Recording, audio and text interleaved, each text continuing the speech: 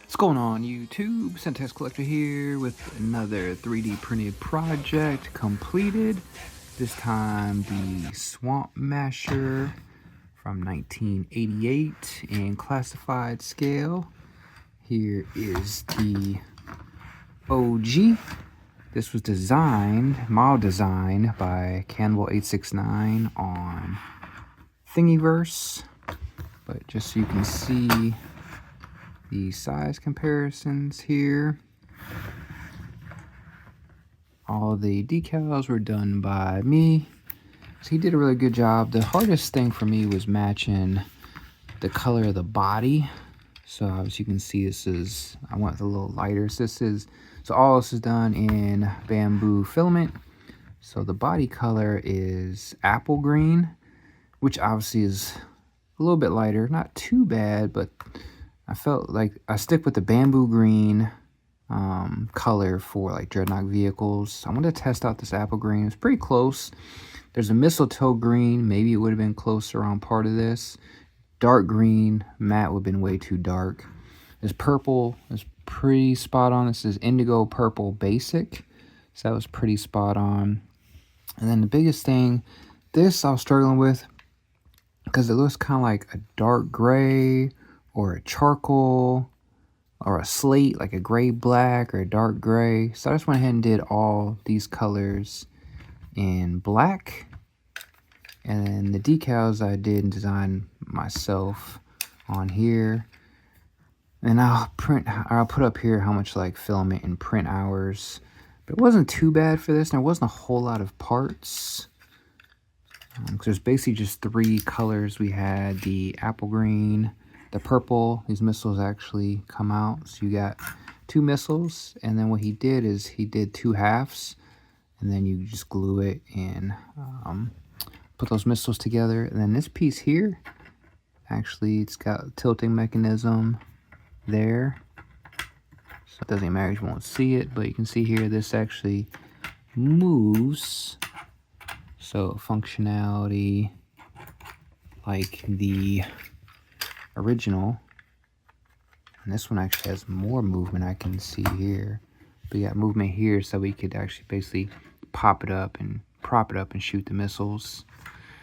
And then this was upscaled from 160%, or he advised upscale 160%.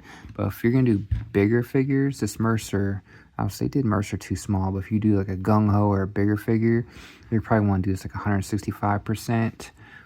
Or if you're gonna have figures with like holsters on their legs, you're definitely gonna have to upscale it. But in general, this at 160 is a pretty perfect fit. So you could probably go anywhere from up to 165 for bigger figures or figures with pouches. And like I said, so we got the main body is this was one whole piece, the top. The bottom was one whole piece, which included the chair and the engine was one whole piece. And then the wheels took probably the longest because these were probably about an hour and change, about 12 hours just to print the wheels. There's 12 of these separate wheels. And it really fit really well. They slid right on here, so he designed that well. If he designed it that way or if he just upscaled from the original. You got 4 of these triangular pieces. So the axle is actually built onto the main bottom. So what I did on these pieces, I print them at a little lower filament percentage, and then the axles on these I put in Bambu Studio. You can do modifiers, so I did a modifier on top of those and did these at 50%, which may have been overkill, but I wanted to make sure that the wheels wouldn't snap. You know how it goes with axles if you've been 3D printing long enough. So you got 4 of these, 12 wheels. Missiles, so you got 2 parts you glue together, so basically 4 parts there. This was a separate part here that you put inside the body. And then we've got our cannon, which actually rotates. So this piece I did this was done I did in matte charcoal black. And that was basically to glue this together, it's front and back, and then once you glue it together, it slid in there just fine.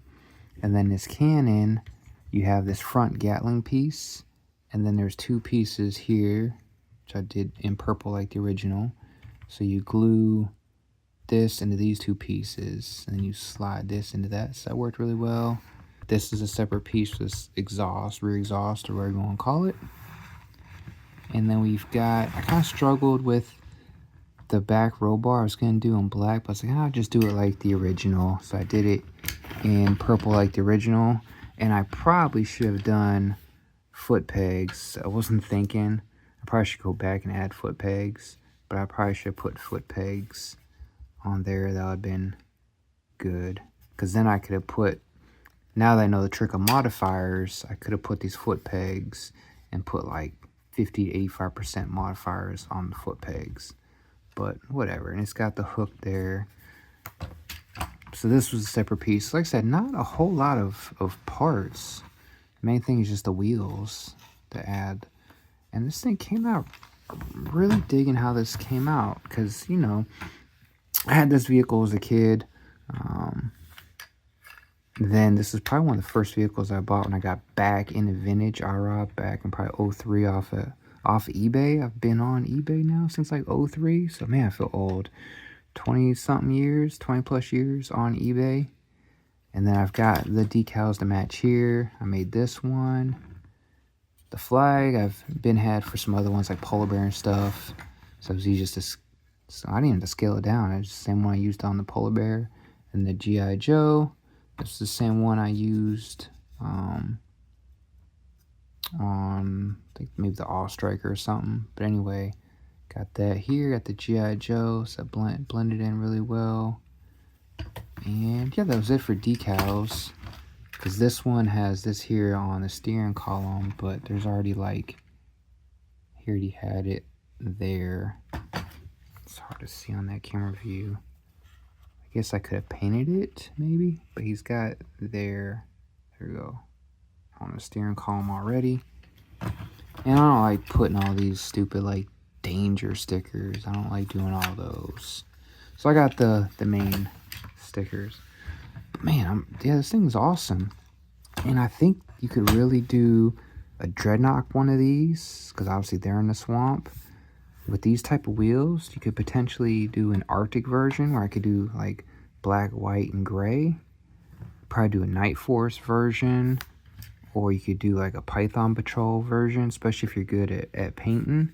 There's a lot of possibilities for this Swampmasher. So I'm actually really happy how it came out. Like I said, it was designed by Cannibal869.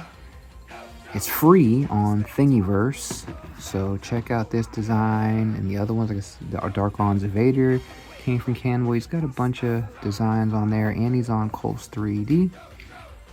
So cool little quick project. But there we go. There's the Swampmasher from 88 in classified 1/12 scale. Like, comment, subscribe. JJ out.